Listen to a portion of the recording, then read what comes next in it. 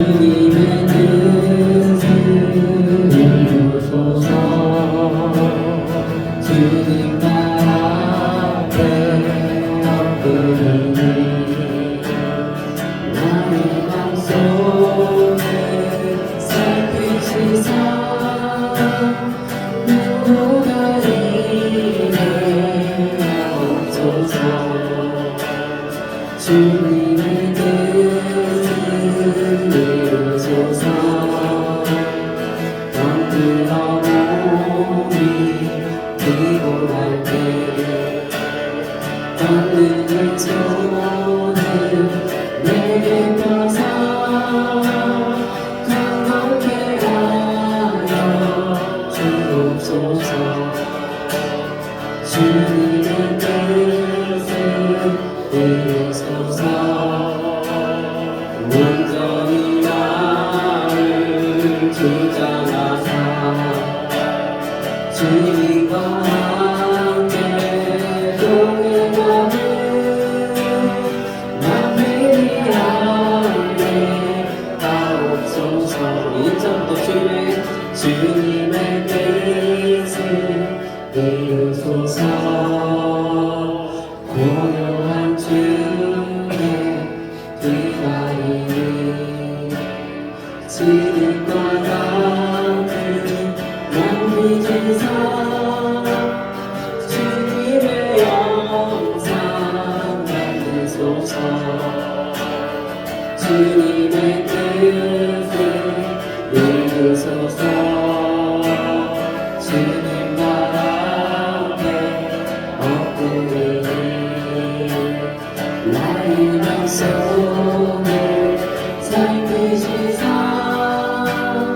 눈보라 이래옵소서. 주님의 뜻을 이루소서. 병들어 몸이 피곤할 때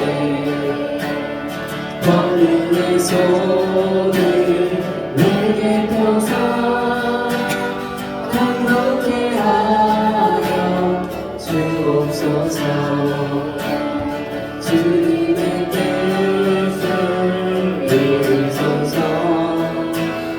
온전히 나를 주장하사 주님과 함께 동행하는 만민이 안에 가옵소서. 주님과 함께 동행하는 만민이 안에 가옵소서. 보소서. 주님 나의 마음을 선한 것 하나 없습니다. 그만한 행복인 것 주께 드립니다. 사랑으로 하시고 날 새롭게 하소서. 보소서 보소서. 주님 나의 마음을 선한 것 하나 없습니다. 그러나 행복인 것 주께 드립니다. 사랑으로 하시고 날 새롭게 하소서. 주님 마음 내게 주소서. 내 아버지 주님 마음 내게 주소서. 나의 아버지 주님의 뜻이 이루어지도록 주님 마음 내게 주소서. 보소서. 주님 보소서. 주님 나의 마음을 선한 것 하나 없습니다.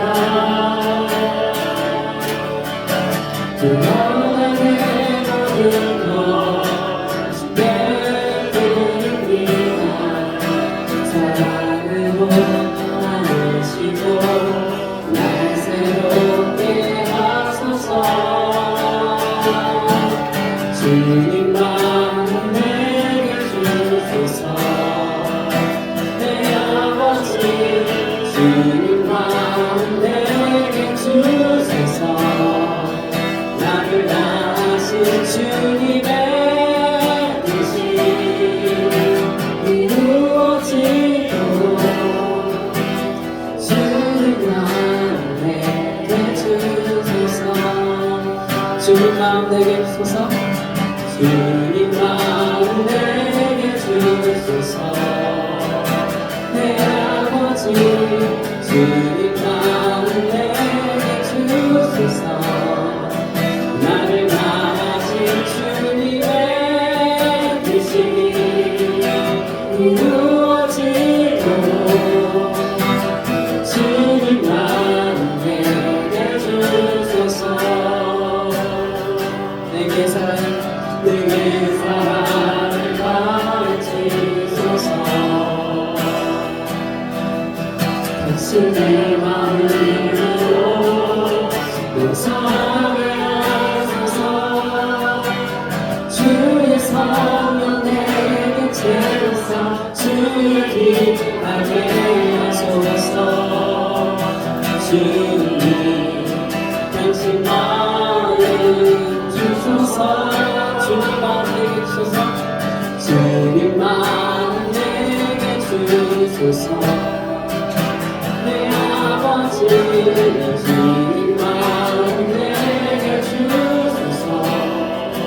나를 향하신 주님의 뜻이 이루어지도록 주님 마음 내게 주소서. 한번 주님 마음 내게 주소서. 내 아버지 주님 마음 내게 주소서. 나를 향하신 주님의 뜻이 이루어지도록 주님 마음 내게 주소서.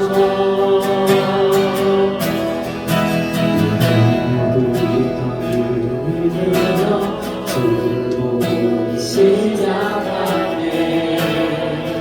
주님을 보겠네. 내 장난을 놀이킨 삶 하늘을 기쁘게 하네.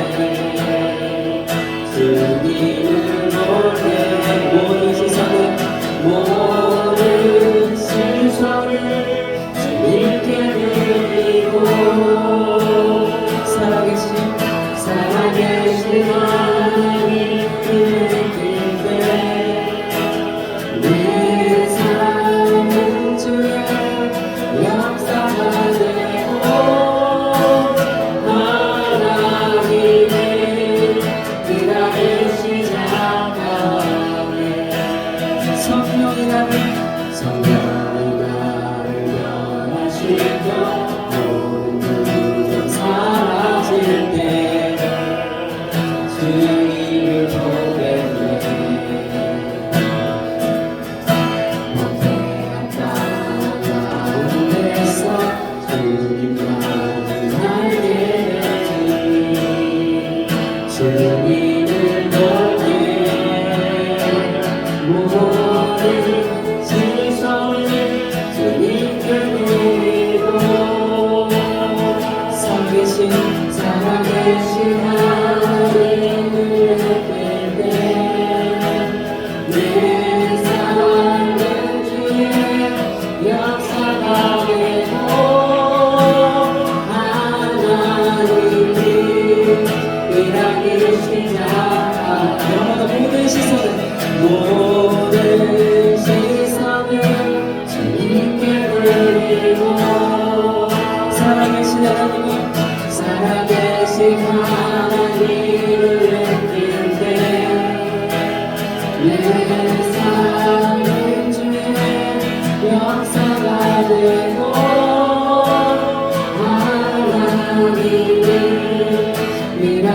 시작하네.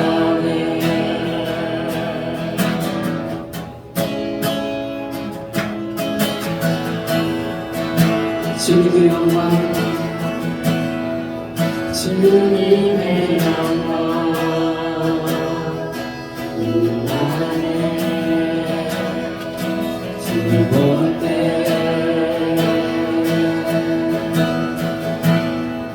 주님의 영광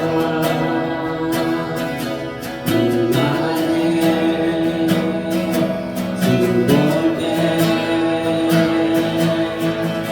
주님의 영광, 주님의 영광 나네. 주를 볼 때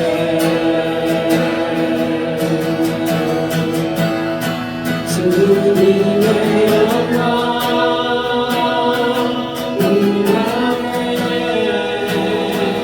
주를 볼 때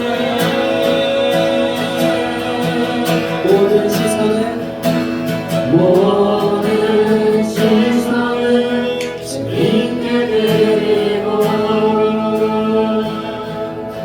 살아계신 하나님 느낄 때 내 삶 중에 역사하고 하나님이 일하기 시작하네.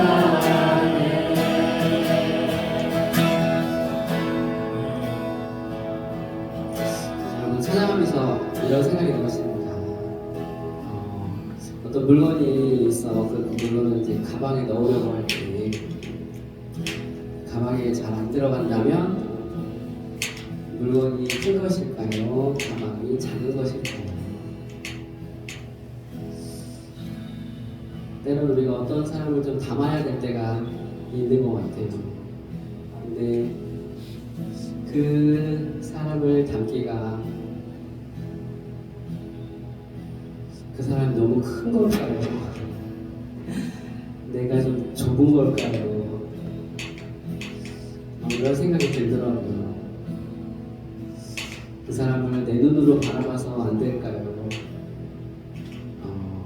아니면 하나님의 눈으로 보게 되면 또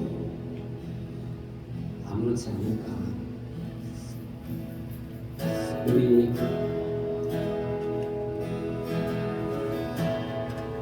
내게로부터 나의 육신의 눈으로부터 바라보는 그 시선에서 우리 주님의 눈에 비친 그 사람, 주님의 눈에 비친 그 사람을 주님의 눈을 통해 좀 봤으면 좋겠습니다. 왜냐면 우리 주님이 완전하시기 때문이죠. 완전하신 나의 주, 그의 길로 나 인도하소서. 행하신 모든 주님의 영광 발견되하니. 한 번 더 노래 갑시다. 완전하신 나의 주, 그의 길로 날 인도하소서. 행하신 모든 주님의 영광 발견되하니라.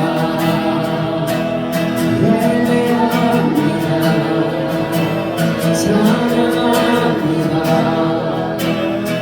주님만 날 다스리소서. 예배합니다. 찬양합니다. 주님 홀로 높이 받으소서. 완전하신 나의 주, 그의 길로 날 인도하소서. 모든 이웃을 내어놓아 더 경배합니다. 예배합니다. 찬양합니다. 주님만 나라 쓰리소서. 예배합니다. 찬양합니다. 주님 홀로 높이 막으서 부르신 곳에서 나는 예배하네. 어떤 상황에도 나는 예배하네. 부르신 곳에서 나는 예배하네.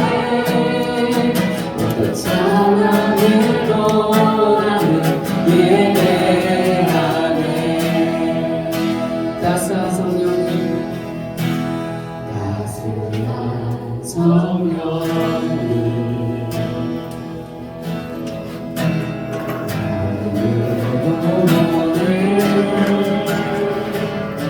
내 몸을 감싸며 주님이 편안한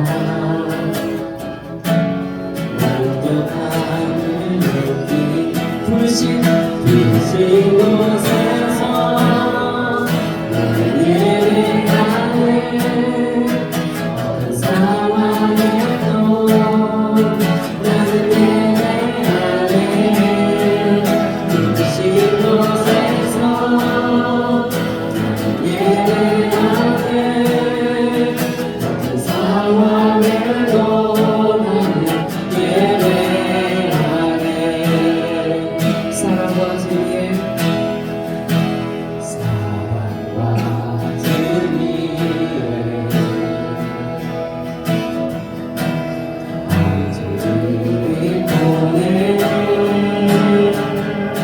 내 몸을 감싸며 주어짐을 평안한 만족함을 느끼네. 부르신 곳에서 예배하네. 어떤 상황에도 나는 예배하네. 부르신 곳에서 예배하네. 어떤 상황에도 나는 예배하네. 부르신 곳에서 예배하네. 어떤 상황에도 나는 예배하네. 부르신 곳에서 나는 예배하네. 어떤 상황에도 나는 예배하네. 내가 걸어갈 때 길이 되고 살아갈 때 삶이 되는 곳에서 예배하네. 내가 걸어갈 때 길이 되고 살아갈 때 삶이 되는 그곳에서 예배하네. 부르신 곳에서 나는 예배하네. 어떤 상황에도 나는 예배하네. 부르신 곳에서 나는 예배하네. 어떤 상황에도 나는 예배하네. 우리 제가 기도할 때 이 부르시는 곳에서 예배한다는 이 고백이 우리의 삶에 얼마나 힘이 드는 고백인지 우리 예수님이 더 잘 아십니다. 그 어떤 상황에서도 내가 하나님 말씀을 따라갈게요. 내가 하나님 말씀대로 순종해 볼게. 내 성격대로 하지 않고 나의 낮은 자존감대로 하지 않고 내가 그 부르신 곳에서 주님 바로 그 자리에서 그 순간에 그때 내 마음에 무릎을 꿇고 나의 성격을 굽히고 주님을 예배하겠다고 하는 이 우리의 삶에 얼마나 힘든 고백인지. 그래서 우리에겐 성령님이 필요하시죠. 성령님 이 시간에 오셔서 나의 높아진 마음, 굳어진 마음, 주님 나의 마음을 만져달라고. 성령님이 아니면 이 시간 기도하는 것, 예배하는 것 그 무엇도 스스로 할 수 없음을 고백합니다. 따스한 성령님 한 줄기 빛으로 오시옵소서. 우리 시간 성령님을 간절히 구하며 기도할까요? 어서 안에 어떤 상황에도 나는 예배하네. 부르신 곳에서 예배하네. 어떤 상황에도 나는 예배하네.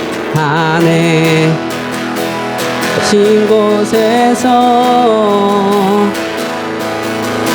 주님 내가 서는 삶의 그 자리에서 주님 이 찬양의 고백처럼 정말 예배하기를 원합니다. 하나님 내 삶, 내 생각, 내 감정이 아니라 주님 정말 주님을 예배하기를 원합니다.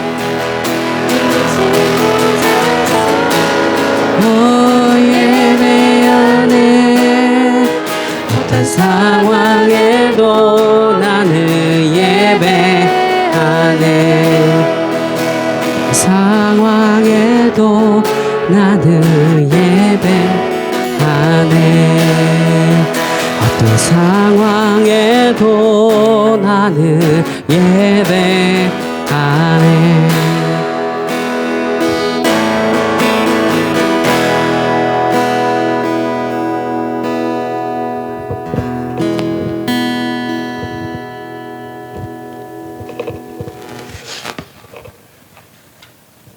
기도하시겠습니다.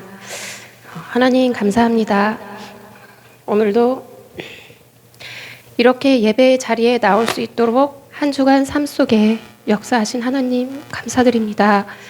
지난 한 주간도 저희의 삶 속에 역사하시고 보이지 않은 많은 장애물들 가운데 보호해 주신 주님의 은혜에 감사드립니다.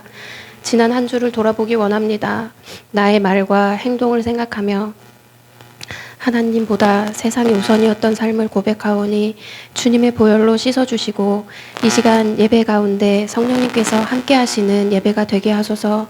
선포되어지는 말씀을 통해 우리의 심령이 깨어지는 생명의 말씀이 되게 하시고 성도들에게 평안을 허락해 주시고 공예배를 드리고 삶의 예배도 드려지는 우리를 되게 하시어 하나님과 마음과 마음을 나누는 하루하루가 되게 하소서. 우리 성도들의 각 가정을 위해서 기도합니다. 하나님, 사탄 원수들은 우리의 가정을 교묘하게 개입하여 가정의 분란과 서로를 사랑하지 못하게 하고 이기적인 가정 생활을 하게 만듭니다.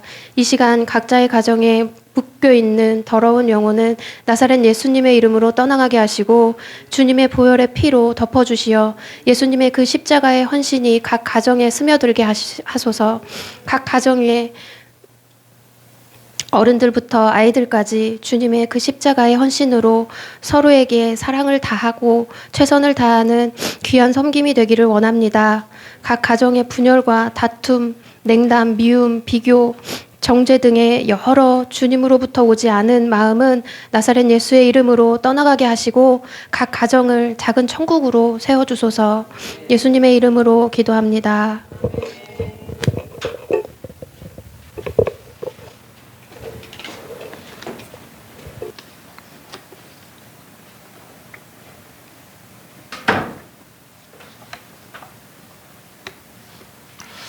아멘. 우리 모든 삶의 자리 가운데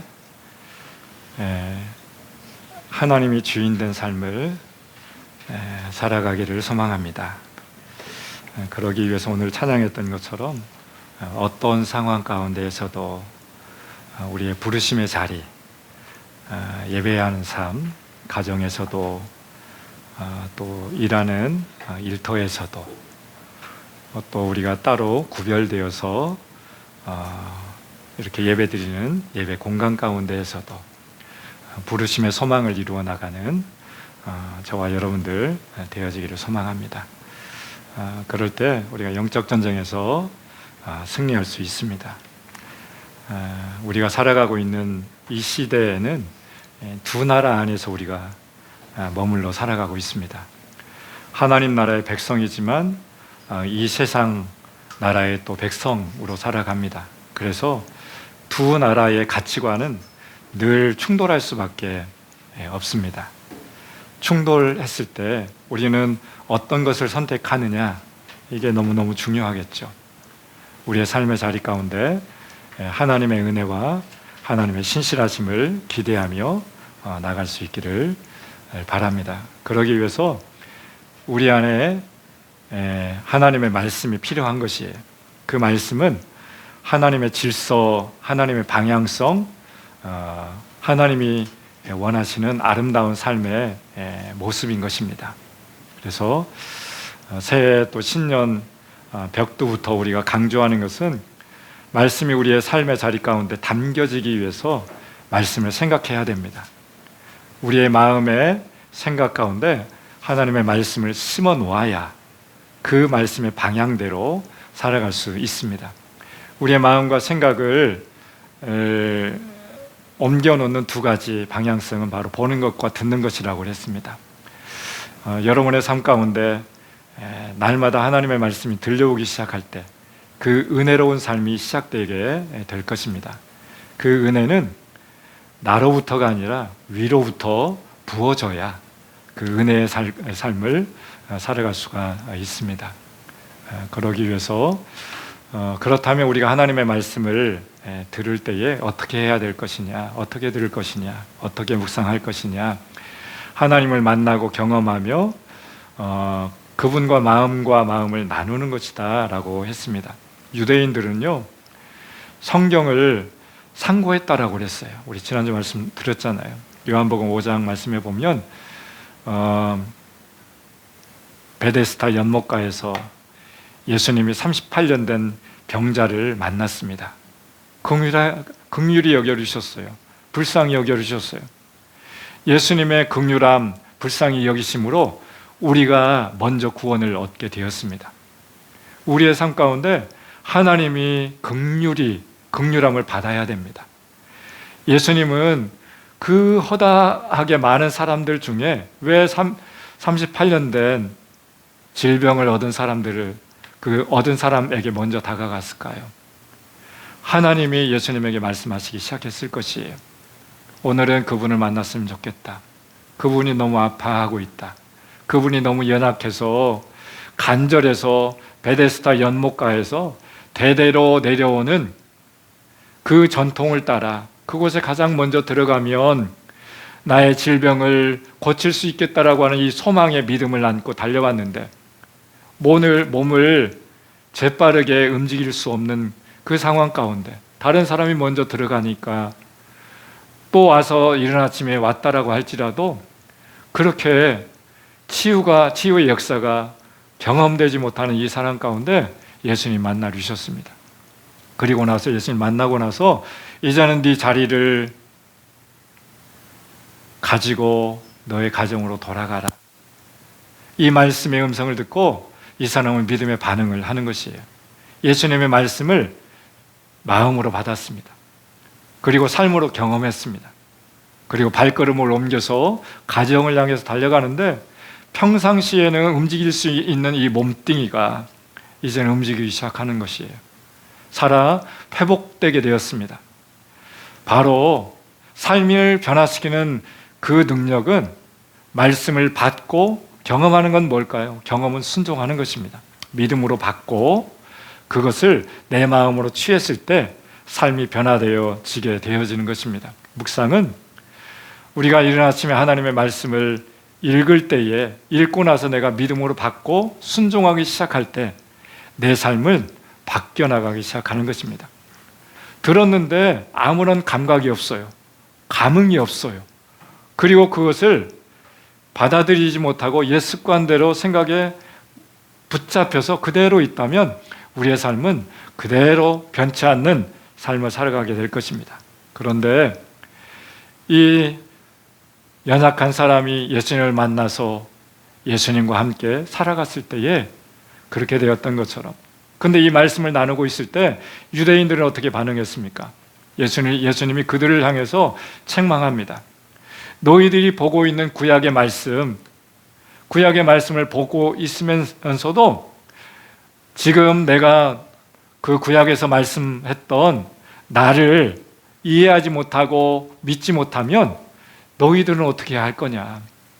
너희가 영생을 얻기 위해서 그 성경의 말씀을 보고 있는데 그 영생의 말씀 대신 그 예수님이 바로 난데 너희가 그 말씀을 보면서도 나를 이해하지 못하고 만나지 못하고 믿지 못하면 어떻게 하겠느냐?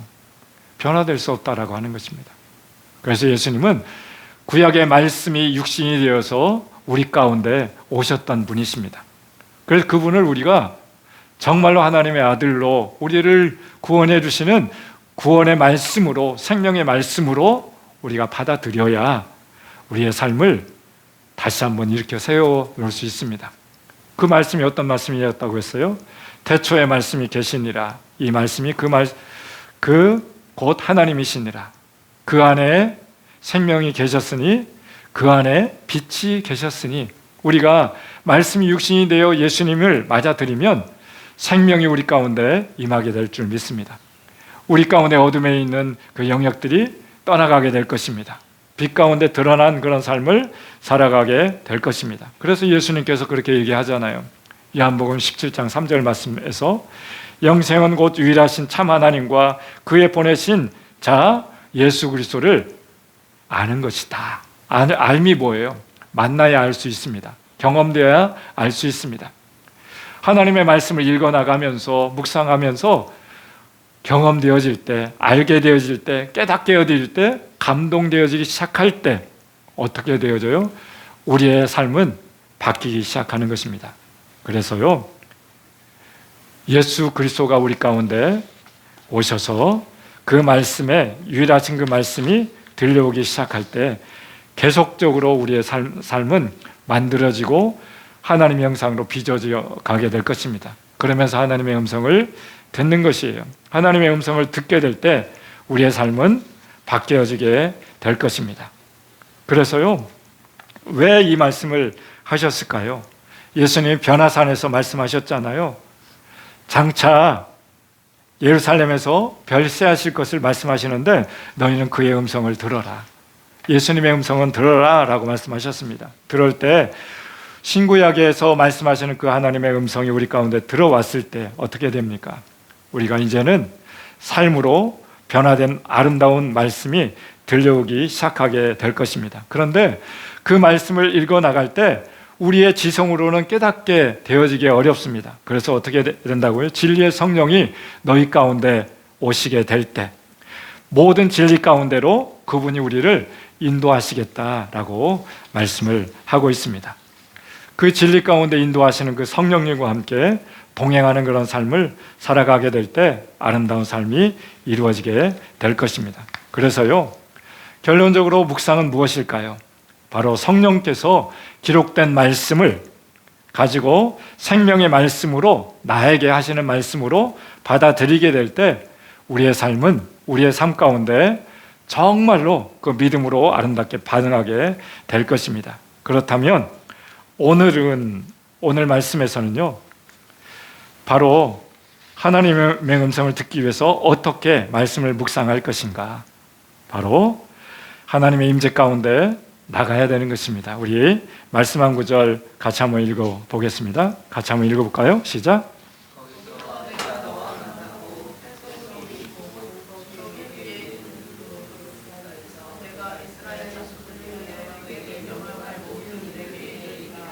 아멘.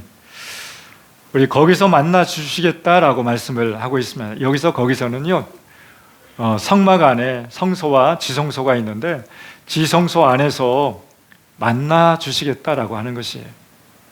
우리 예배 자리에서도 지성소 안에서 하나님의 임재를 경험하는 그런 예배의 삶을 살아갈 수 있어야 되는 것입니다. 마찬가지로 묵상도 거기서 만나 주시겠대요. 제사장들이 하나님께 나가서 특별한 장소, 하나님께서 약속하신 그 장소에 나갈 때 거기서 만남이 이루어지는 것입니다. 여러분의 삶의 자리 가운데 하나님의 그 신실하심을 맛보기 위해서 여러분들이 한적한 그 장소, 하나님과 약속된 그 장소를 떼어놓고 구분해서 분별해서 거기서 그 장소에 달려나갈 때 어떻게 되기 시작해요? 하나님 만나 주시겠다라고 하는 것입니다. 중요한 것은 약속된 그 장소를 향해서 나가야 되는 것입니다. 여러분의 성소, 지성소는 어디입니까? 묵상의 삶을 이어가기 위해서 따로 떼어놨던 그 장소는 어디입니까? 성막과 같이 지성소와 같은 그 장소를 여러분들이 분별해서 구별해 놓은 그 장소는 어디입니까? 가정 안에서 주방입니까?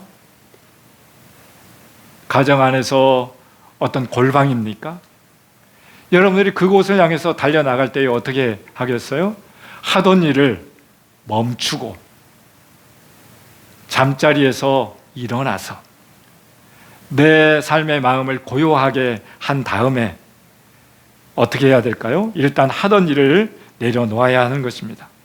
그리고 나서 나의 영혼이 잠잠히 하나님을 바라보기 시작할 때, 내 마음이 분주하면요, 말씀 앞에 있다라고 할지라도, 말씀을 읽어간다라고 할지라도 분주한 것 때문에 그 말씀이 내 안에 다가올 수가 없습니다. 그래서 사람과 환경과 또 중요한 일들을 일단은 내려놓고 말씀 앞에서 우리의 영혼을 잠잠히 주님 앞에 올려드린 다음에 거기서 주님을 만나야 되는 것입니다. 두 번째로는 어떻게 해야 될까요? 거기서 만나 주시겠다고 했는데 성막을 통과해야 되는데요, 여기서 세 가지 방향성입니다. 성막을 통과하려면 제사장들이 먼저 죄를 처리했어야 하는 것이에요. 죄를 처리하고 성령 하나님을 초청하고 그 다음에 말씀을 읽어나가기 시작할 때 거기서요, 진리의 성령께서 모든 진리 가운데 우리의 삶을 운행하시고 이끌어 나가게 될 것입니다. 중요한 것은 하던 일을 멈추고, 그리고 성막을, 말씀을 통과하기 전에 나의 연약함을, 누구와 다투었다면 화해하고, 마음 가운데 찜찜한 것이 있다면 주님 앞에 구하면서 예수 그리스도의 십자가 앞에 올려드리고 보혈로 우리의 마음과 생각을 덮고 그 다음에 성령 하나님을 초청하고 말씀을 읽어나가기 시작하시는 것입니다. 그리고요, 그렇게 하고 나서 말씀을 관찰하고 묵상하는 훈련이 시작되어지게 되는 것입니다. 말씀을 읽어나가고 나서 처음부터 관찰하는 것이 아니에요. 그날 정해진 본문을 읽어나가는 것이에요. 우리 주보에 보면 본문을 짧게 월요일부터 금요일까지 정해놓은 그 본문이 있어요. 그 본문의 말씀을, 그날 정해진 그 본문을 읽어나가는데 반복해서 내가 처음 읽는다라고 하는 어떤 그 마음을 가지고 읽어나가는 것입니다. 처음에는 읽을 때 한 단어나 문장에 얽매이지 아니하고 전체를 바라보면서 한 번 읽고 또 한 번 읽고 반복해서 이해될 때까지 읽어나가는 것입니다. 읽어나갈 때 어떻게 돼요? 나중에는 성령께서 우리 가운데 부딪혀 오게 하는 말씀이 있을 것이에요. 어떤 사건, 단어, 인물, 그 다음에 어떤 그 환경을 바라볼 때 주님께서 내 마음에 감동을 주실 때가 있을 것이에요. 깨닫게 하는 어떤 그 음성이 있을 것이에요. 그럴 때 그것이 바로 오늘 하루 나에게 주시는 하나님의 말씀이다 생각하고 읽어나가시는 것입니다. 그것을 취하는 것이에요. 그것이 바로 뇌마의 말씀이다라고 하는 것입니다. 그래서 처음에 말씀을 묵상할 때 실제적으로 어떻게 훈련하냐? 말씀을 읽어나갈 때 하나님은 어떤 분이신가? 성령님, 이 말씀이 나에게 계시해 주시는 하나님의 그 말씀이 하나님은 어떤 분이세요? 질문해 가면서 읽어 나가 보세요. 하나님이 어떤 분인지 알아야 그분과 교제가 이루어지지 않겠어요? 예수님이 어떤 분이신지, 성령님이 어떤 분이신지 질문을 던져보세요. 이 말씀 가운데 하나님이 어떤 분이세요? 예수님이 어떤 분이세요? 성령 하나님은 어떤 분이세요? 질문을 하는 것이에요. 그럴 때 그 본문에서 주님이 말씀하시기 시작할 것입니다. 두 번째로는요, 또 질문을 하는 것이 이 구절을 통해서 나에게 무엇을 말하고 있는가를 우리가 찾아야 돼요. 성령 하나님, 이 구절을 통해서 저에게 하시고자 하시는 말씀이 무엇이에요? 되게 쉽죠. 첫 번째는 뭐라고 그랬어요? 하나님, 이 본문 말씀을 통해서 하나님이 어떤 분이세요? 예수님이 어떤 분이세요? 성령 하나님 어떤 분이세요? 그러면서 또 두 번째 질문은요, 이 말씀을 통해서 나에게 하시고자 하시는 말씀이 무엇이에요? 질문을 하는 것입니다. 그럴 때 어떻게 해요? 그 말씀에 그 질문을 할 때 주님께서 그 말씀을 통해서 나에게 말씀하시기 시작할 것이에요. 어떤 말씀은요? 때로는 주님의 위로와 격려의 메시지가 다가오게 될 것이에요. 어떤 때로는요, 죄에 대해서 주님이 책망할 거예요. 너 왜 그렇게 살아가고 있냐? 너 그 사람 품을 수 없냐? 더 넓게 이렇게 이해하면서 살아갈 수 없냐? 주님이 말씀하시기 시작할 거예요. 그리고요, 세 번째로는요, 주님의 방법과 원리 원칙들을 묵상할 때 말씀하실 것이에요. 주님, 이 말씀을 통해서 내가 어떻게 하시기를, 나에게 무엇을 하시고자 원하십니까? 이 말씀을 할 때에 위로와 격려의 말씀으로, 책망과 또 회개의 말씀으로, 때로는 원리와 방법을 가르쳐 주기 시작할 것이에요. 그리고 나서요, 세 번째로는요, 성령 하나님, 나에게 방금 전에 하신 말씀을 구체적으로 제가 어떻게 살아가기를 원하십니까? 여기까지 가셔야 되는 것이에요. 이것이 바로 묵상인 것이에요. 묵상할 때 목표가 뭐라고 그랬어요?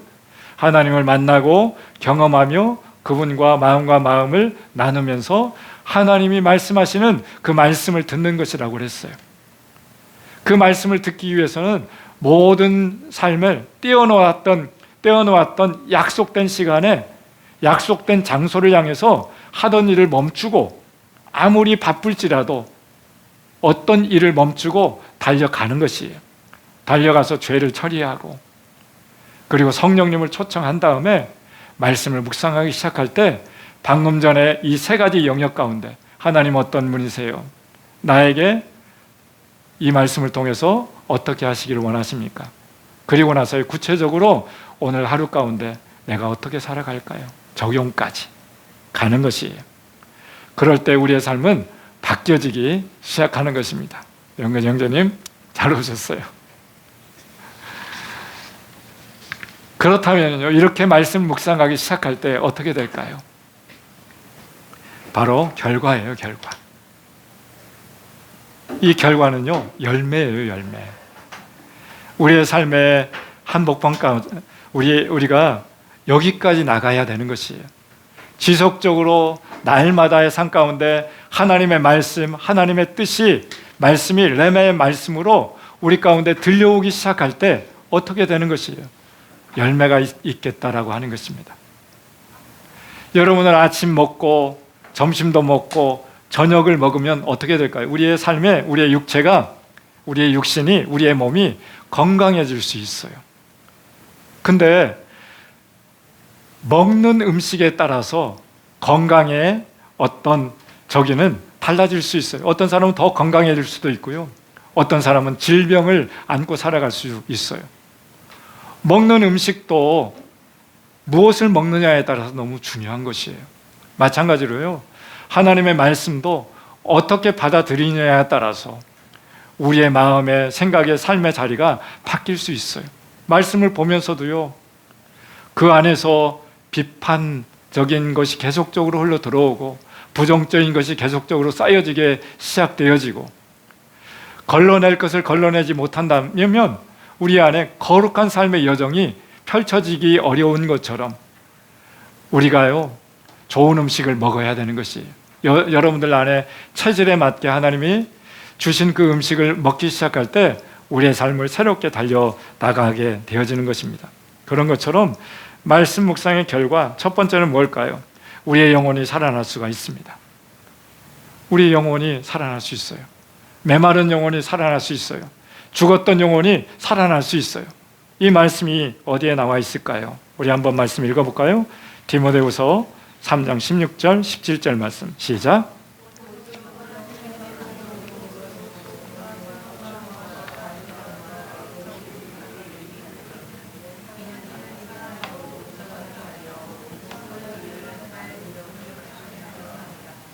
아멘. 모든 성경은 하나님의 감동으로 된 것으로, 여러분 혹시 이 말씀이 이해가 되나요? 이 감동이라고 하는 히브리어 단어는요, 루아흐예요. 루아흐. 이것은 뭐냐면 창세기 2장 7절 말씀에 처음 이 단어가 기록되어졌는데요. 그 말씀은 어떤 말씀이었냐면 이 말씀이었어요. 여호와 하나님이 땅의 흙으로 사람을 지으시고 생기를 그 코에 불어넣으시니 사람이 생령이 되었다라고 말씀하고 있어요. 여기서요, 생기는 바로 르아흐라고 하는 것이에요. 히브리어로. 이 하나님의 감동으로 된 것으로 이 감동과 이 생기는 같은 말씀이에요. 그래서 하나님의 호흡, 하나님의 생기, 하나님의 성령, 하나님의 영으로 이 말씀이 기록되었는데요, 그냥 성경이 아니에요. 모든 성경이라고 말씀하고 있어요. 여기서 모든 성경은 어떤 성경일까요?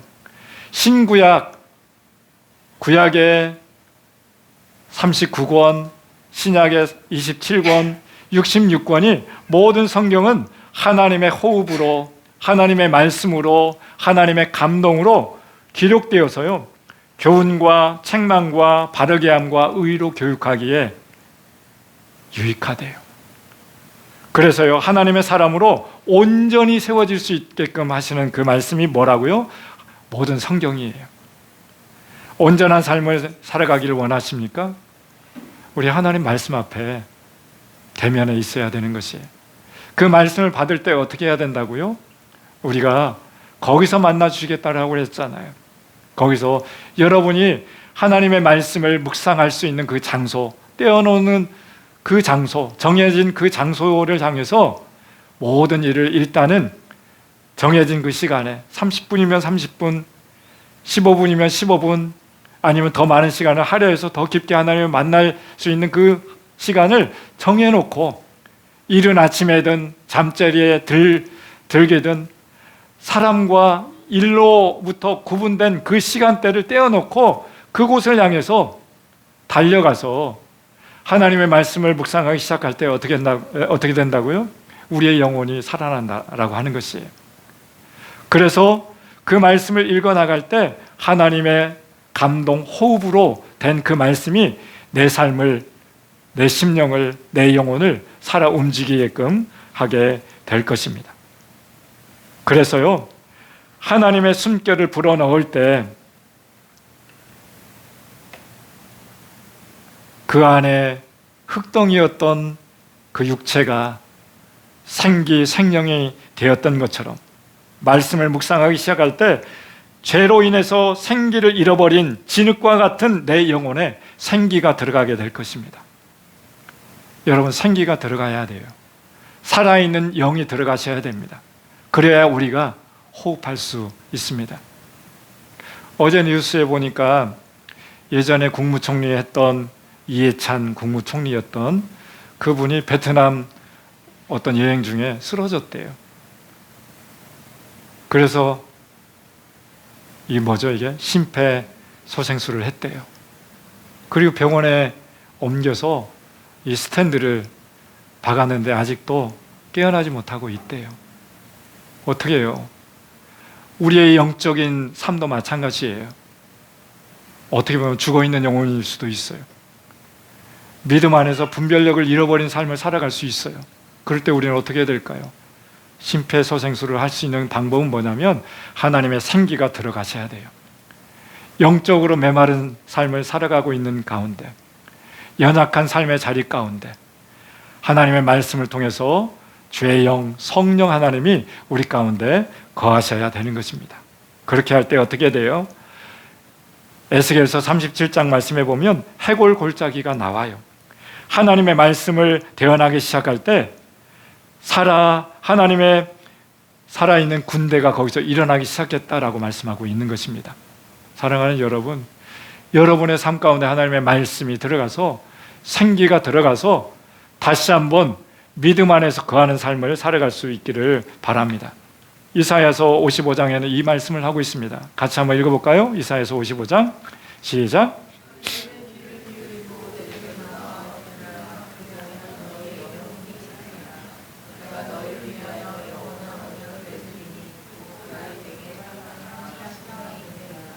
아멘. 너희는 귀를 기울이고 내게 나와 들으라. 여기서 나는 하나님이에요. 하나님께로 나와서 들어라. 그리하면 너희 영혼이 살아나게 될 거야. 사랑하는 여러분, 하나님의 말씀을 들어야 합니다. 듣기 위해서는 말씀 앞에 앉아 있어야 됩니다. 그리고 떼어놓고 한적한 그 시간에 어떤 사람을 만나기 전에, 남편을 만나기 전에, 아내를 만나기 전에, 우리 자녀들을 만나기 전에, 어떤 일터에 중요한 일을 하기 전에 떼어놓고 만남의 장소를 갖고 하나님께 귀를 열어서 하나님의 음성을 듣기 시작하면 우리의 영혼이 살아날 수 있습니다. 그리고요, 떼어진 그 시간이 어떤 시간이었어요? 묵상의 시간도 떼어놓아야 되지만 여러분 삶의 예배의 시간을 떼어놓고 주일이면 11시 예배, 공적인 예배가 시작되어지는구나. 이 떼어놓고 하나님의 말씀을 듣기 시작하면, 하나님께로 들었던 그 말씀을 간증하기 시작하면, 노래하면서 하나님을 자랑하기 시작하면 우리의 영혼이 살아날 수 있다라고 하는 것입니다. 아멘. 오늘 우리 예배 찬양 가운데 부르신 곳에서 어떤 상황에도 내가 예배하겠다라고 우리가 고백했잖아요. 바로 그런 것이에요. 내 상황이, 내 감정이 화가 난다라고 할지라도, 어떤 사람과 관계가 뒤틀려서 마음이 어렵다라고 할지라도 그 감정에 휩싸이지 말고 어떤 상황일지라도 그것을 뛰어넘어서 하나님을 만날 수 있기를 바랍니다. 부르심의 자리 가운데 하나님의 삶의 예배를 드리기 시작할 때, 우리의 인생을 들여서 시간을 떼어놓기 시작할 때 하나님께서 우리 가운데 생기를 불어넣을 수 있기를 바랍니다. 여러분, 가사를 돌본다라고 해서 손해본다라고 생각하지 마시기 바랍니다. 여러분 그거 아세요? 설거지하는 것도 삶의 예배인 줄?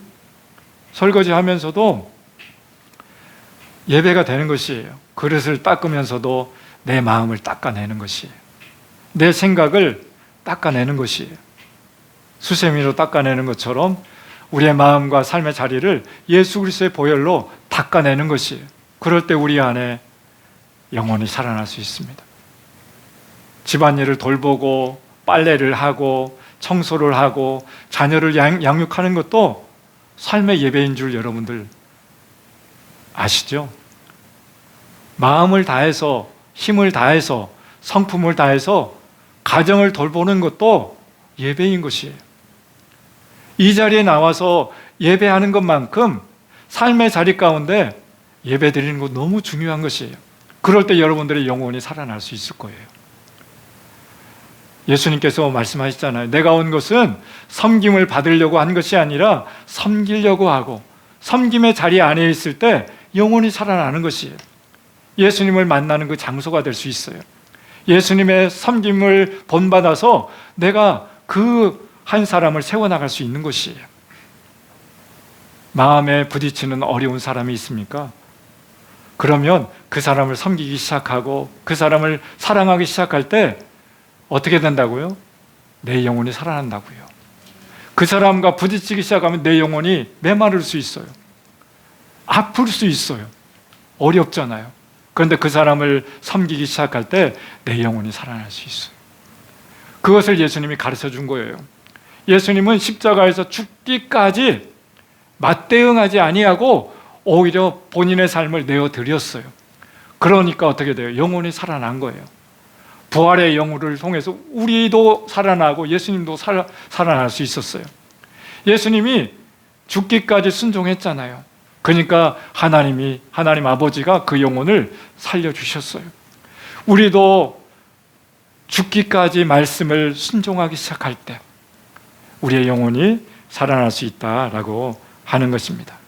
그래서 말씀을 묵상할 때 진흙과 같이 메마른 내 영혼 가운데 죄로 말미암아 많은 영역 안에서 생기가 잃어버렸을 때 그 안에 하나님의 생기가 공급된다라고 하는 것입니다. 그래서 첫 번째로는 묵상하기 시작하면 메마른 영혼이 살려낼 수 있습니다. 두 번째로는요, 그 살아난 영혼 가운데 성숙한 삶, 거룩한 삶을 살아갈 수 있게 되는 것입니다. 그래서요, 모든 성경은 하나님의 감동으로 된 것으로 교훈은 뭐예요? 티칭이에요.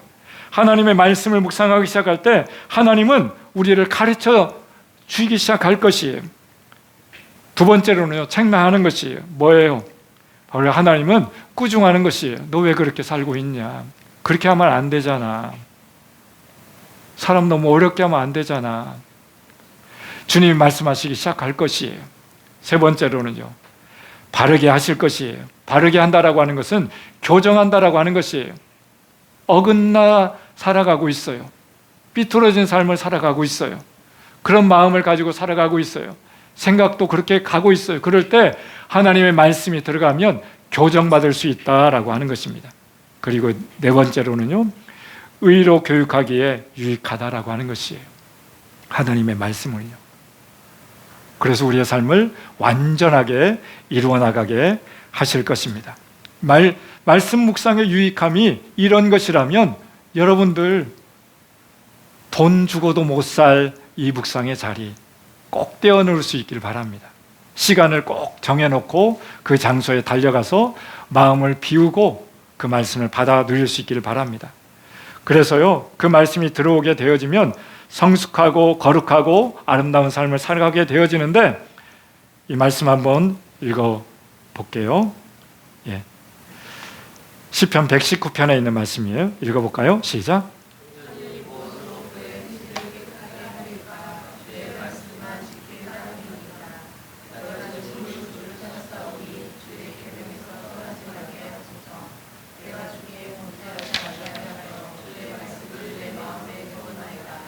아멘.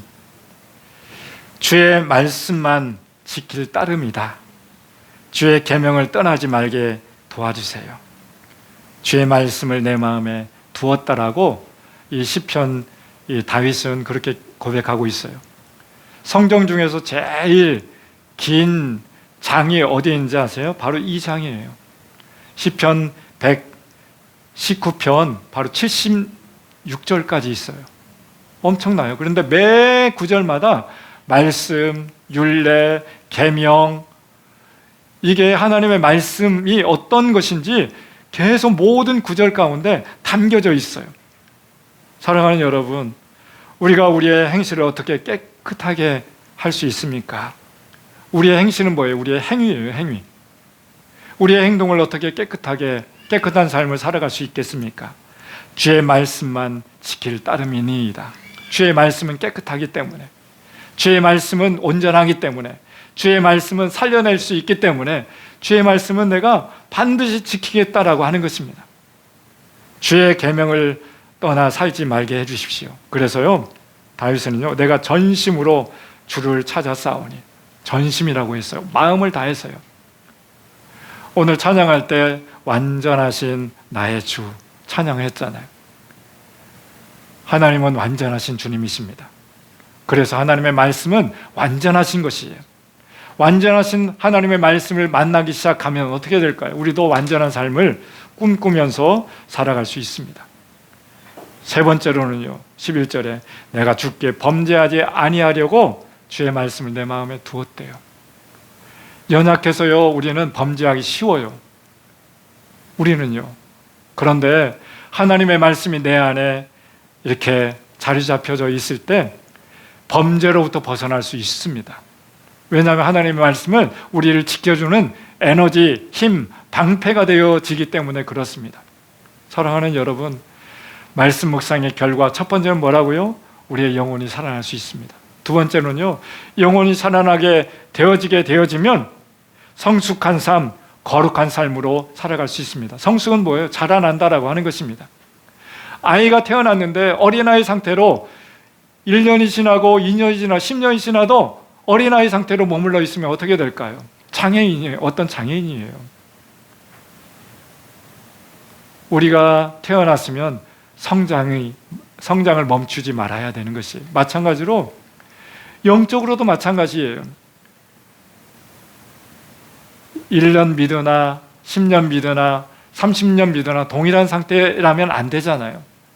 영혼이 자라나려면, 영적으로 성장하려면 하나님의 음성이, 하나님의 말씀으로 우리가 양육되어지기 시작되어야 되는 것처럼, 그래서 하나님의 말씀이 우리 가운데 온전히 심겨질 수 있기를 바랍니다. 그렇게 될 때 세 번째로는요, 영혼이 살아나고 성숙한 삶, 거룩한 삶을 살게 되어지면 우리 안에 하나님의 지혜로운 삶을 살게 되어지게 될 것입니다. 우리 말씀 같이 한번 읽어볼까요? 시작.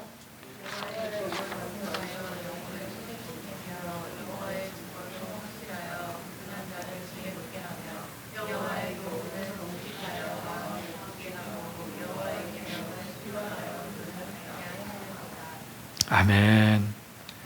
여호와의 율법은 완전하다고 했습니다. 그래서 우리의 영혼을 소생시킨다라고 말씀하고 있어요. 그리고요, 그 말씀은 우둔하고 미련하고 지혜 없는 우리에게 지혜롭게 살아갈 수 있도록 하신다라고 하는 것입니다. 학력이 중요한 것이 아니에요. 학벌이 중요한 것이 아니에요. 어디에서 공부했느냐가 중요한 것이 아니에요. 중요한 것은 뭐냐면 하나님의 말씀이 우리 가운데 있느냐 없느냐. 왜냐하면 그 말씀은 우리를 지혜롭게 한다라고 말씀하고 있어요. 그래서요, 잠언 말씀에서 어떻게 지혜의 근본은 뭐라고 말씀하고 있어요?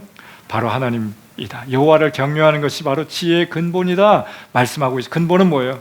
뼈대라라고 하는 것이에요. 모든 지혜는 하나님으로부터 나오는 것이에요.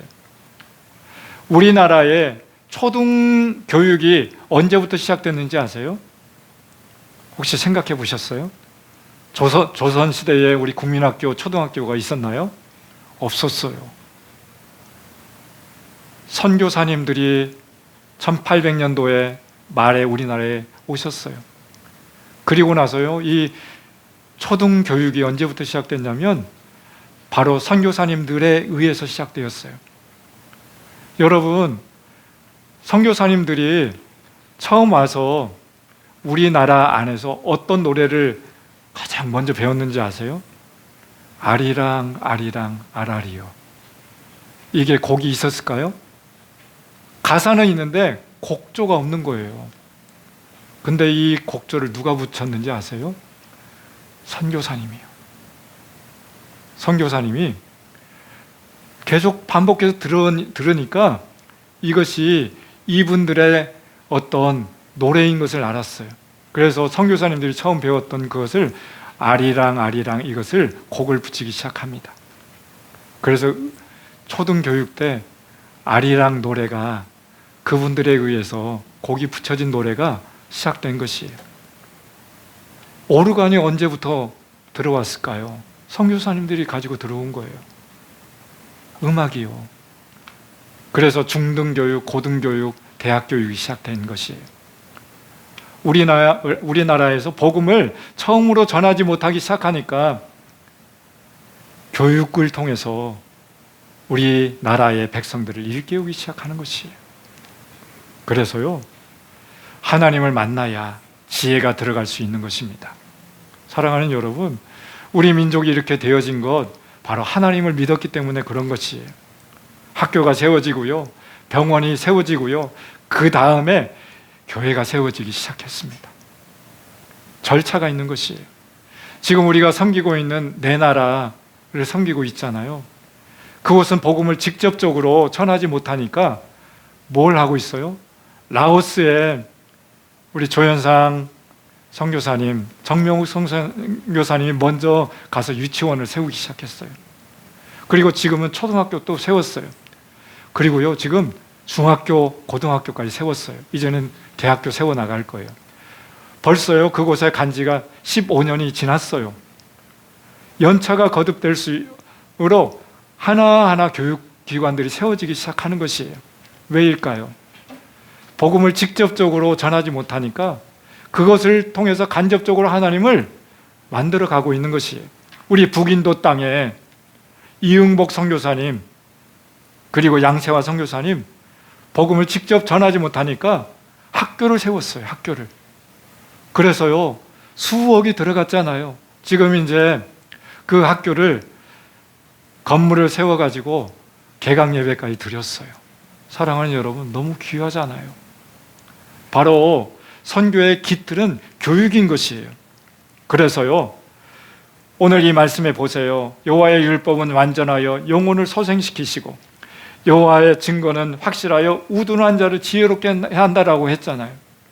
학교 교육보다도 더 중요한 것은 하나님의 말씀 교육인 것이에요. 하나님의 말씀이 우리 가운데 한 사람 한 사람에게 들어가기 시작하면 그 지혜롭게 된다라고 하는 것이에요. 많은 영역 안에서 학위를 가지고 있다라고 해서 능력 있는 삶을 살아가는 것이 아니라 하나님의 말씀이 들어가서 그 가운데 하나님이 일하시기 시작할 때 우리 가운데 삶의 자리가 변화될 줄 믿습니다. 그렇게 될 때 어떻게 될까요? 또 한 번 말씀 읽어볼까요? 119편에 있는 말씀 시작.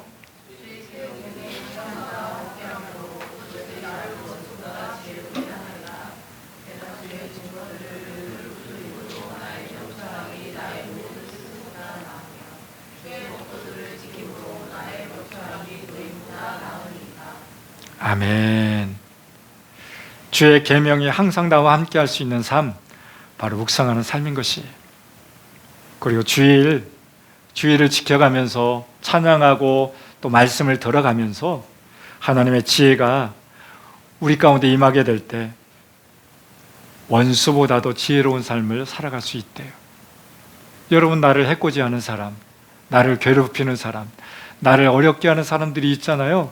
근데 그 사람들보다 하나님의 말씀이 내 안에 내장되어져 있을 때, 말씀과 함께 동행하고 있을 때 그 사람들을 뛰어넘어서 지혜롭게 아름답게 살아갈 수 있다라고 하는 것입니다.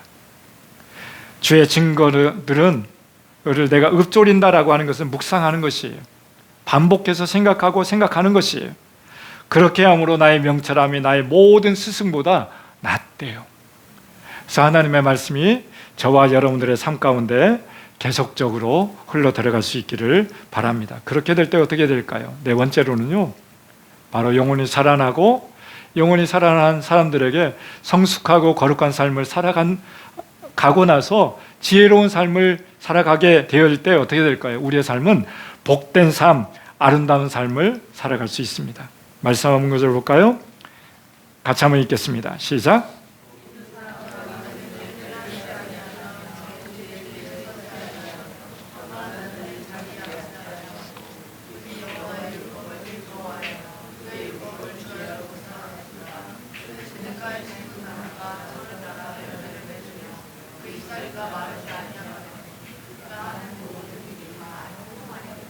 아멘. 복 있는 사람은 주야로 율법을 묵상하는 사람이다 라고 말씀하고 있어요. 여러분은 복 있는 사람입니까? 아니면 그 반대입니까? 주야로 하나님의 말씀을 가까이 하는 사람이 복 있는 사람이 돼요.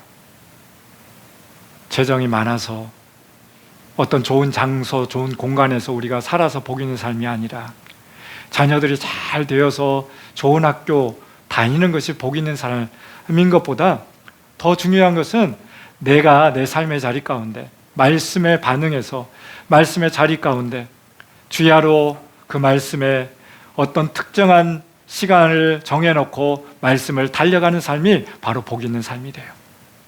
그렇다면 여러분들 복 있는 삶으로 초대합니다.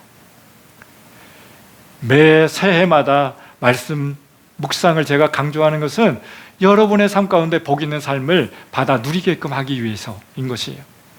저만 복 있는 삶을 살아가는 것이 아니라 여러분의 삶의 자리 가운데서도 복 있는 삶을 살아갈 수 있기를 소망합니다. 함께 복받는 삶을 살아가기를 원합니다.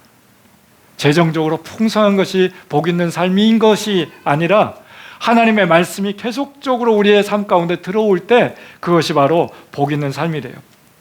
그 복 있는 삶은 열매가 있는 것이에요. 어떤 열매가 있을까요?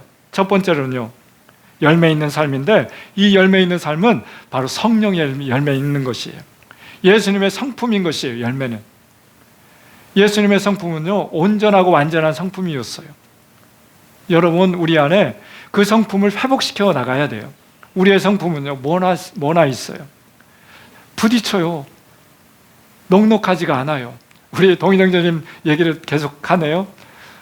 찬양할 때 내 마음과 어떤 것을 이렇게 담아 놓을 때 담기지 않을 때가 있잖아요. 마음이 좁아서일까요? 아니면 그 문제가 커서일까요? 동인형제님 그 질문을 했어요. 어떤 일을 할 때, 어떤 사람과 부딪힐 때 내가 품을 수 없는 그 영역이 있다면 뭘까요?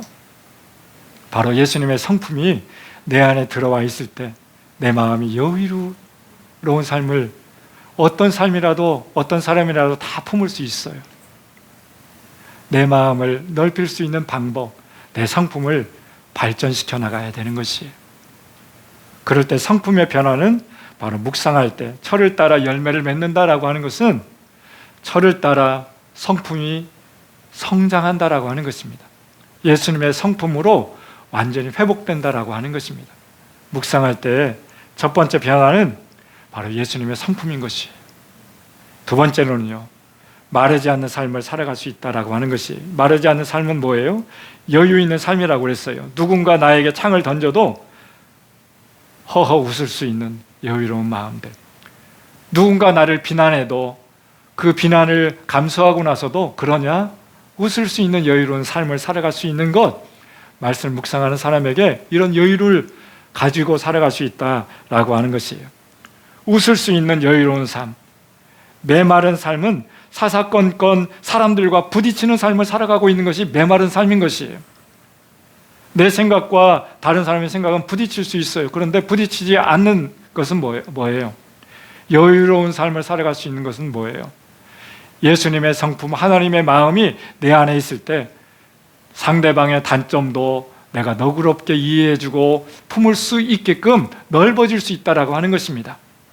누구에게요? 묵상하는 사람에게.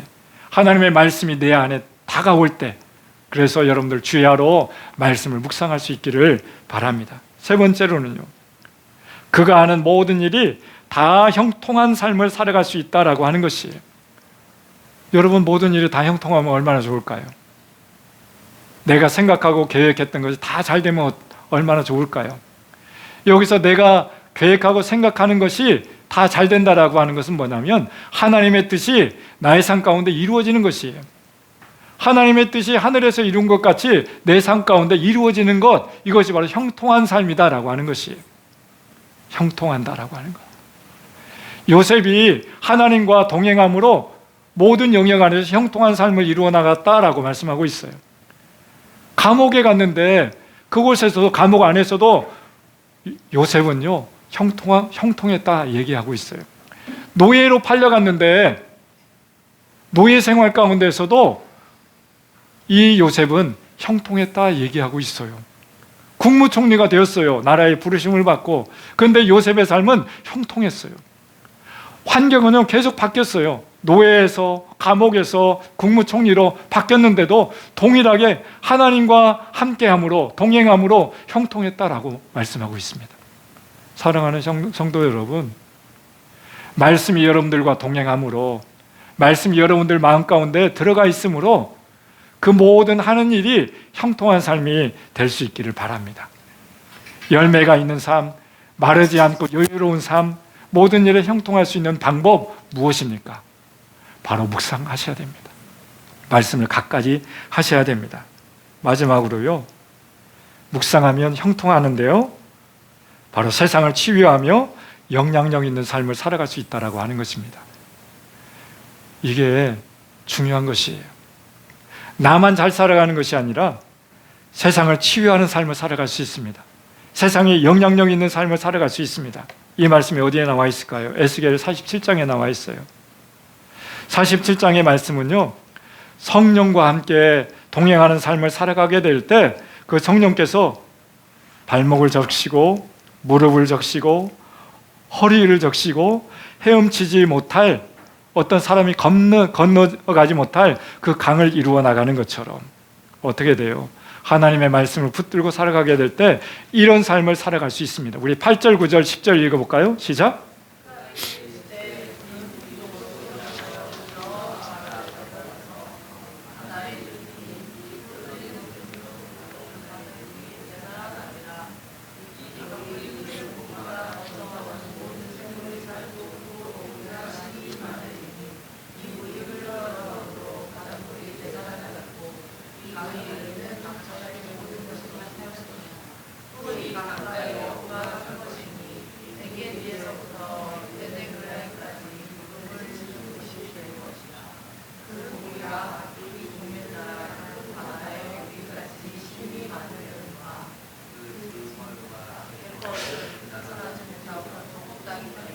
아멘. 여기서 성령의 생수의 강이 흘러가고 있어요. 그런데요, 발목을, 무릎을 헤엄치지 못할 그 물이 되어서 세상 가운데 차고 넘쳐가지고 세상 가운데 흘러가고 있는 것이에요. 성령의 생수의 강이 흘러가고 있어요. 말씀의 생수의 강이 흘러가고 있어요. 그래서요, 그 강이 흘러가서요, 닿는 곳마다 어떻게 되어져요? 강물이 이르는 곳마다 번성하게 되었어요. 모든 생물이 살아나게 되었어요. 흘러가게 된 마다, 말씀을 이루어 나가는 곳마다 살려내는 역사가 일어나는 것이에요.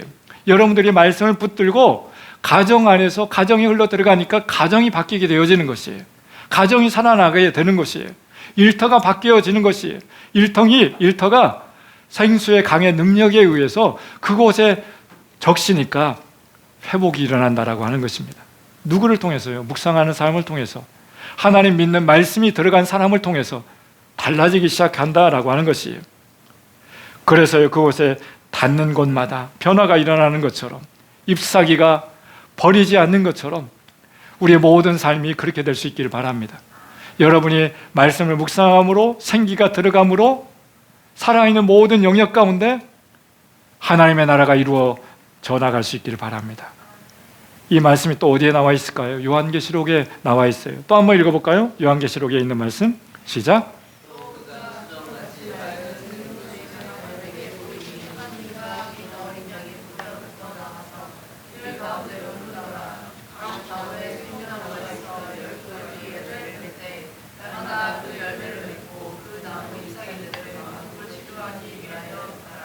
아멘. 생수의 강이 여러분들 삶을 변화시킬 줄 믿습니다. 성령과 함께 말씀을 묵상하게 될 때 여러분의 인생은 생수의 강같이 그렇게 흘러가게 될 것입니다. 그래서요, 그것이 닿는 곳마다 열매를 맺고 달마다 잎사귀, 만국을 치료하는 약재료가 되는 것처럼 여러분들의 삶을 통해서 누군가는 회복이 일어나게 될 것입니다. 누군가는 치유가 일어나게 될 것입니다. 누군가는요, 영원히 구원받게 될 것입니다. 그래서요, 그 삶을 살아가기 위해서 우리 가운데 하나님의 말씀이 들어가야 되는 것입니다. 우리 한번 기도했으면 좋겠습니다. 주님, 내가 이런 삶을 살아가기를 소망합니다. 내가 묵상하는 삶을 살아가기를 소망합니다. 그래서 내 영혼이 살아나고 자라나서 성숙한 삶을 이루어 나가고 지혜롭게 되어서 열매 있는 삶을 살아가게 되어지고 세상을 변화시키는 네이션 체인저로서의 삶을 살아갈 수 있기를 바랍니다. 그러기 위해서 묵상의 자리, 예배의 자리, 시간을 정해놓고 떼어놓고 그 삶을 살아가기를 원합니다. 내가 성장하기를 원합니다. 예수님의 성품으로 바뀌어지기를 원합니다. 모나고 아파있고 메말라 있는 그 삶 가운데 정말 하나님의 말씀이 들어가기를 소망합니다. 우리 함께 그러기 위해서 묵상하기를 도전합니다. 하나님 그렇게 될 수 있도록 도와주십시오. 이 시간 함께 기도하며 주님 앞에 나가겠습니다. 하나님 아버지, 우리의 삶의 자리를 주님 앞에 올려드립니다. 주님 인도하여 주시기를 소망합니다. 하나님, 우리의 모든 삶을 들여서, 우리의 인생을 들여서 형통한 삶을 살아가기 위해서 하나님 묵상과 예배의 삶을 포기하지 아니하도록 주께서 인도하여 주시기를 원합니다. 내 안에 메말라 있습니다. 내 영혼이 메말라 있습니다. 그래서 모든 영역 안에서 부딪힙니다.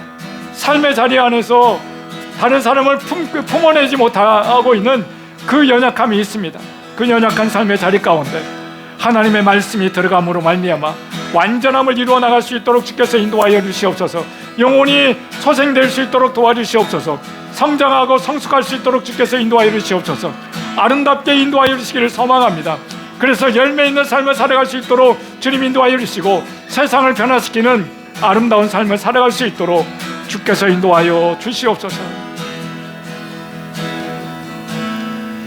하나님 아버지, 우리를 묵상의 삶을 살아갈 수 있도록 새해에도 이 말씀을 들려주셔서 감사합니다. 많이 무디어 있습니다. 그래서 말씀을 떠나서 살아가고 있습니다.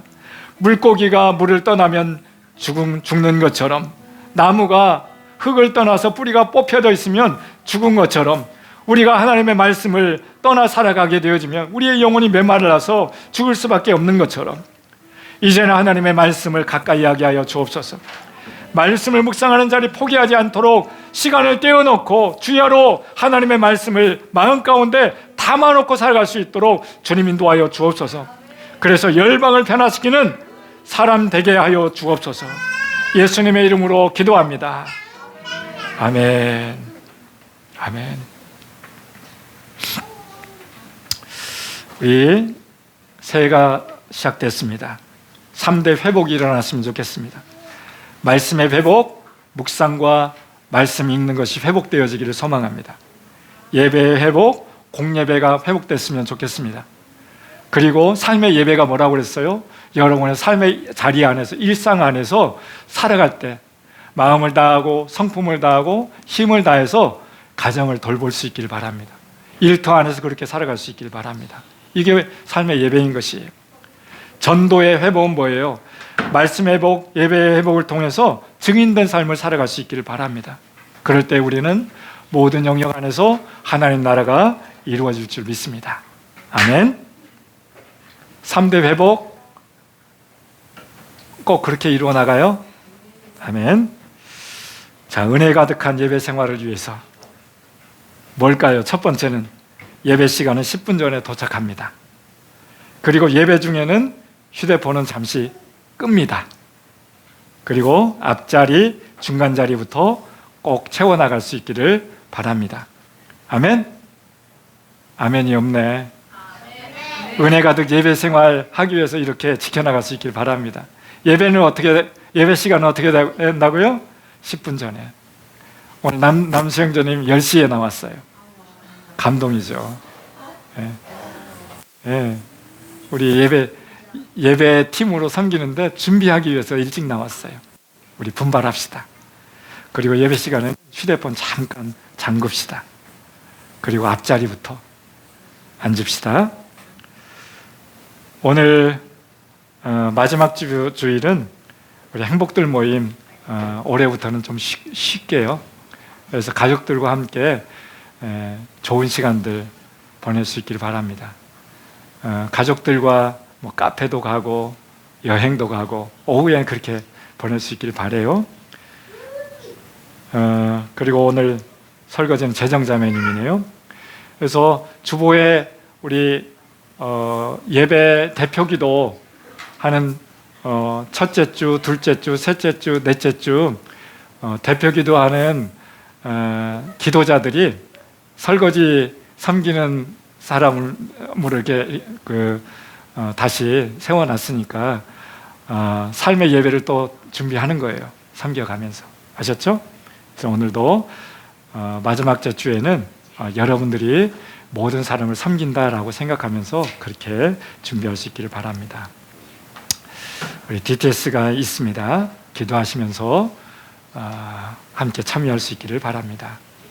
열방을 변화시키는 선교, 매월 첫째 주에는 선교 예물을 주님 앞에 올려드릴 것이에요. 근데 우리 중에 특별히 1년치 선교 예물을 미리 드린 분도 계세요. 너무 감사하죠. 그 선교지가 잘 세워질 수 있기를 바라면서 기도하면서 물질도 후원하시길 바랍니다. 이번 주에는 베드로전서, 베드로후서까지 베드로후서로 넘어갑니다. 이렇게 수보에 나와 있는 대로 또 매일 삶의 예배를 묵상을 드릴 수 있길 바랍니다. 우리 정화자매님 오늘 못 나왔네요. 우리 다 같이 일어나셔서 아버지의 마음 찬양하시면서 준비하신 예물 주님 앞에 올려드리겠습니다.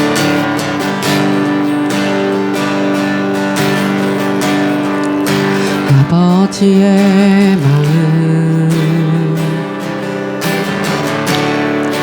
열방을 사랑하시는 한 영혼을 전하보다 귀하게 여기는 마음 아버지의 마음 가난한 자 억울한 자 빛이 없는 자들에게 구원의 을 알리는 마음 가서 전하세 아버지 사랑 잃어버린 영혼 돌아오도록 가서 나누세 아버지 사랑 모든 열방 구원에 이르도록